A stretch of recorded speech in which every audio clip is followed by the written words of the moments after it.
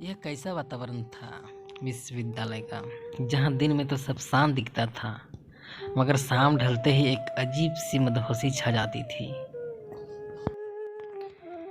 खुलेपन की चाह लिए छात्र छात्राएं शराब और दैहिक सुख को ही असल आज़ादी समझते थे। ऐसे में गांव से अपना करियर बनाने आई मधुलिका करे भी तो क्या करे।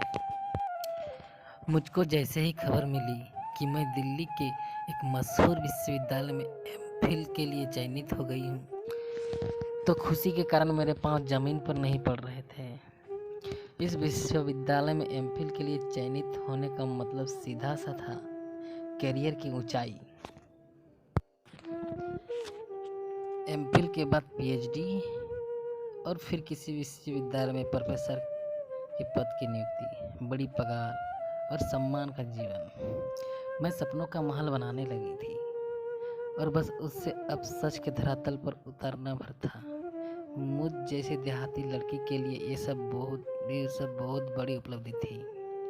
यहाँ तो कोई पुलिस की नौकरी भी पा जाता है तो गांव भर में मिठाइयाँ बांटती है, नाच गाना होता है और इलाके में उसका नाम होता है। विश्वविद्यालय में प्रवेश करने की सभी औपचारिकताएं पूरी करने के बाद मुझे छात्रावास में क्रम संख्या 303 आवंटित किया गया।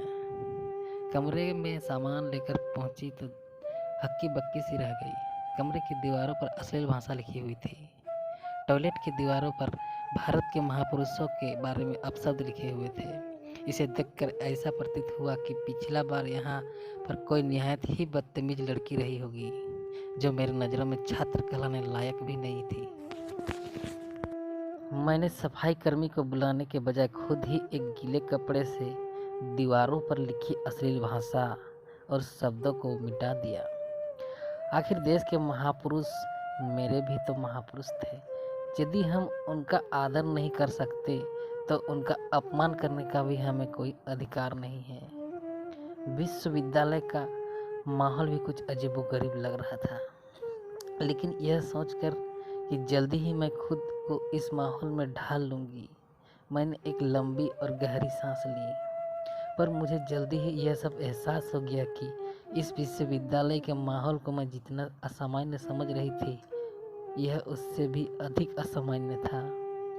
शाम के समय विश्वविद्यालय में अजीब सी मदहोशी छाने लगती है। रातों के रंगीन होने की तो बात ही क्या, ऐसी बातें सोचकर भी मेरे दिमाग में अजीब सी सिरन दौड़ जाती है। जल्दी ही मेरी दोस्ती वैशाली से हो गई। वह जोधपुर के पास की रहने वाली थी। मेरी और उसकी पारिवारिक पृष्ठभूमि लगभग एक जैसी थी। मेरे ही छात्रावास में उसका भी कमरा था। हम दोनों को हमेशा विश्वविद्यालय के बारे में अधिक से अधिक जानने की जिज्ञासा रहती थी। हम इस बात का खूब हंसा करते थे कि कई छात्र तो यहाँ के प्रोफेसर से भी ज़्यादा गंजे हैं। पता ही नहीं चलता कौन छात्र है और कौन प्रोफेसर। धीरे धीरे कैंटीन आदि स्थानों पर सीनियर छात्राओं का साथ भी मिलने लगा। उन्होंने इशारों में विश्वविद्यालय की अनेक अंदरूनी जानकारी दे दी, जिनसे नए छात्र शुरू में अनजान रहते हैं। कौन सा प्रोफेसर कौन सी विचारधारा का है, कौन सा प्रोफेसर शोध के दौरान कैसे मदद करते हैं, कौन से प्रोफेसर के क्या शौक हैं, कौन सा प्रोफेसर अपने छात्रों के करियर के लिए कितना गंभीर है, कौन सा प्रोफेसर रंगीला है, वगैरह वगैरह। एक दिन मैं और वैशाली शाम के समय अपने एक सीनियर छात्रा शिखा के साथ अपने विश्वविद्यालय के कैंपस में टहल रही थी। तभी मुझे वहाँ एटीएम का बूथ दिखाई दिया। मैंने वैशाली और शिखा से कहा, मुझे कुछ पैसे निकालने हैं, अभी मैं एटीएम से होकर आई। यह सुन शिखा हंस पड़ी। मधुलिका, यह एटीएम नहीं, यह कॉन्डोम निकालने वाला एटीएम है। सुरक्षित यौन संबंध बनाने के लिए सरकार ने विश्वविद्यालय में जगह जगह पर कॉन्डोम निकालने के लिए एटीएम लगवाए हैं। यहाँ लड़कों से ज़्यादा लड़कियाँ आती हैं। लड़के तो खुले सेक्स का आनंद लेना चाहते हैं, लेकिन गर्भ ठहरने का खतरा तो लड़कियों को होता है। वैशाली और मेरे लिए एक बड़ी चौंका देने वाली बात थी, लेकिन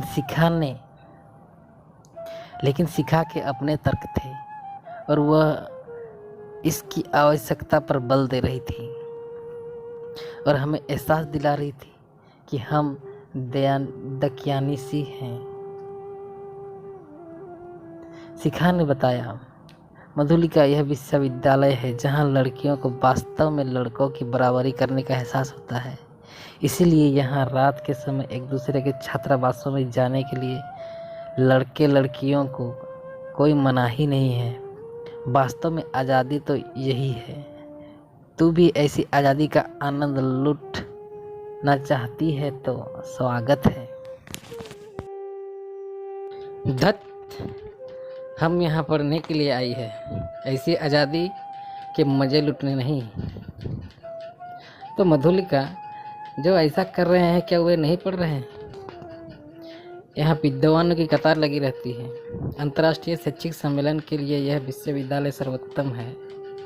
मैंने शिखा की बात का प्रतिवाद करते हुए कहा, लेकिन पढ़ तो वे भी रहे हैं जो ऐसी आज़ादी का जश्न नहीं मनाते। अच्छा, अब चलते हैं, खाना खाने का समय हो गया है। मैंने बात को आगे बढ़ाने की बजाय बात का रुख बदलने की कोशिश की, लेकिन ऐसा लगा जैसे मेरी बात शिखा को चुभ गई। मैं शिखा की बातों को फिर से याद कर रोमांचित हो रही थी। कितनी आज़ादी है यहाँ औरतों के लिए।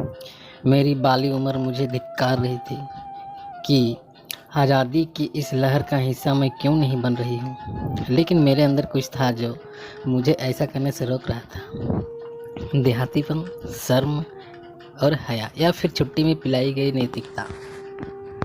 शिखा ने बहुत कोशिश की मैं जल्दी से जल्दी उस माहौल में आत्मसात हो जाऊं, लेकिन मेरा देहातीपन हमेशा हिचक पैदा करता था और मेरा यौवन उस हिचकिटाहट को कुर्बान कर देना चाहता था। मेरी कश्ती डामाडोल थी। वह कभी आज़ादी के उस तूफान में बह जाना चाहती थी और कभी किनारे लाना चाहती थी। एक दिन शिखा मुझे अपने कमरे में ले गई। कमरे में सिगरेट की धुएं की गंध समाई हुई थी। कमरे में पहुंचते ही उसने सिगरेट के पैकेट से एक सिगरेट अपने लिए निकाली और फिर सिगरेट का पैकेट मेरी ओर बढ़ा दिया। मेरे मना करने पर बोली, मधुलिका, शर्माओ मत, मैं भी पहले ऐसी ही थी। मुझे भी तुम्हारी तरह लज्जा का एहसास होता था, लेकिन नशे ने मुझे जिंदगी जीने का नई कला सिखा दी। दुनिया के सारे गम सिगरेट के धुएं के छल्लों में उड़ जाते हैं। यह जिंदगी हमें जीने के लिए मिली है मधुलिका, इसे खुलकर जियो यार। क्या रखा है पाप पुण्य में, भगवान तो हमें डराने के लिए बनाया गया है। तो शिखा, तुम भगवान से नहीं डरती? शिखा मेरी इस बात पर हंस पड़ी और फिर सिगरेट का कस भरते हुए कहा, मधुलिका, मेरी विचारधारा में भगवान का कोई स्थान नहीं है। ये पाप पुण्य स्वर्ग नर्क अज्ञानियों के इजाद किए हुए शब्द हैं। ये सब ढकोसले हैं और हम धर्म, जिसे तुम धर्म कहती हो, यह ऐसा अफीम का नशा है जो कभी उतरता ही नहीं। लेकिन शिखा, सोचो तुम्हारे होने वाले पति को जब इन सब बातों का पता चलेगा तो क्या होगा? पति? ऐसा पति? कौन सा पति? शिखा ने बड़े आश्चर्य से कहा। फिर उसने सिगरेट के राख को चुटकी मार कर गिराते हुए कहा, मधुलिका, हमारे लिए पति ठोकरों पर होते हैं। हमें पति की जरूरत ही नहीं है। हम जैसे आजाद ख्याल की लड़कियां पति के बंधन में बंधकर गुलामी नहीं बनती। ये शादी विवाह के बंधन दकियानूसी है। यह रूढ़िवादी लोगों के लिए है।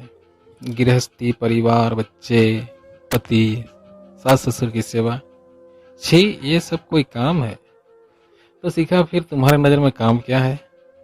जिंदगी की मौज, हर बंधन को तोड़ना, आदमी को बंधनों से मुक्त कराना। आजादी, आजादी, बस आजादी, यही हमारे जीवन का मकसद है। लेकिन शिखा, आजादी तो वे मांगते हैं जो गुलाम हो, तुम तो आजाद हो, फिर तुम्हें किस बात की आजादी चाहिए? शिखा ने सिगरेट में एक जोरदार कस और मारा और मुझ पर अपनी आजादी का रौब गालिब करने के लिए अलमारी से शराब की बोतल निकाली और उसको मेज पर रख दी। ओह मधुलिका, तुम अभी नई हो, इसलिए हमारे विचारों को समझती नहीं। ये जो धर्म जाति की दीवारें हैं ना, इन्होंने समाज को बांट दिया। हमें ये दीवार गिरानी है। हमें सबको बराबर पायदान पर लाना है। सरकार के नियम कानून ने इंसान की जीना हराम कर रख दिया है। इंसान अपने आप को एक गुलाम सा महसूस करता है। हमें ये सब बंधन तोड़ने हैं जो हमें गुलामी का एहसास कराते हैं। इसीलिए अंतर्राष्ट्रीय सीमाओं को भी नहीं मानते। इस धरती पर सभी इंसानों को स्वतंत्र पूर्वक रहने की अधिकार है। लेकिन शिखा, ये नियम और कानून तो सभ्य समाज की स्थापना के लिए है। ये नियम कानून नहीं होंगे तो जंगल राज स्थापित हो जाएगा। लेकिन मधुलिका, यह भी तो समझो कि जंगल में सब आजाद रहते हैं, खुली हवा में सांस लेते हैं। धर्म के संस्कार तो गुलाम बनाने के सिवाय कुछ करते ही नहीं। जातियां विभेद की दीवारें खड़ी करती है। जब तक यौन मुक्त नहीं होगा तब तक स्वतंत्रता की बात करना ही बेईमानी है। श्रेष्ठ मानव तभी जन्मेंगे जब एक औरत अलग अलग मर्द बच्चे जनेगी। एक मर्द की औलादे सकल सूरत और बुद्धि के अपवादों को छोड़कर एक जैसे ही होती हैं। इसलिए एक औरत को चाहिए कि वे अलग अलग मर्दों से। तभी शिखा के फोन की घंटी बज उठी। हेलो जतिन, कहाँ हो शिखा? उधर से जतिन की आवाज आई। कमरे पर ही हूँ, आ रहे हो क्या?